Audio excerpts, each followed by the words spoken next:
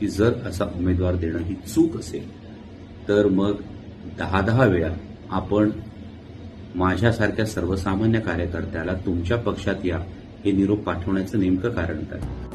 नटनट्यांचं राजकारणात काय काम?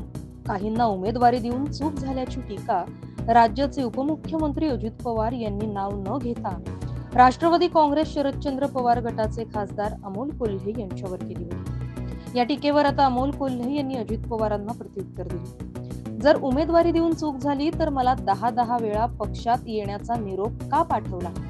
लपून छपून भेटीगाठी का घेतल्या? असा सवाल कोल्हेंनी अजित पवारांना केला। अजित पवारांनी काल शिरूर लोकसभा मतदारसंघात जाऊन अमोल कोल्हेंवर टीका केली होती। अजित पवारांच्या या टीकेचा आता अमोल कोल्हेंनी एक्स अकाउंटवर व्हिडिओ पोस्ट करून समाचार घेतला।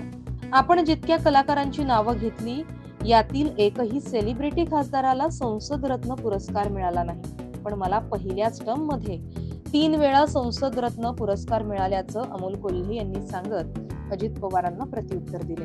अजित पवारांनी अमोल कोल्हेंवर राजीनामा दिल्याचा आरोप केला होता।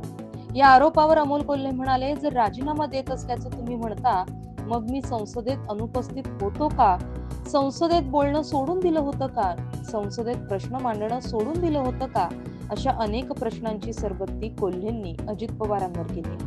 दरम्यान आपल्या पक्षाचे प्रदेशाध्यक्ष म्हणजेच सुनील तटकरे सुद्धा संसदेत रायगड लोकसभेचे प्रतिनिधित्व करतात, पण आपल्या प्रदेशाध्यक्षांच्या कामगिरीपेक्षा आपण सेलिब्रिटी म्हणून मला हिणवता, पण माझ्यासारख्या शेतकरी कुटुंबातील एका मध्यमवर्गीय व्यक्तीची कामगिरी ही आपल्या पक्षाच्या प्रदेशाध्यक्षापेक्षा उजवी आहे, असा टोलाही कोल्हेंनी अजित पवारांना लगावलाय।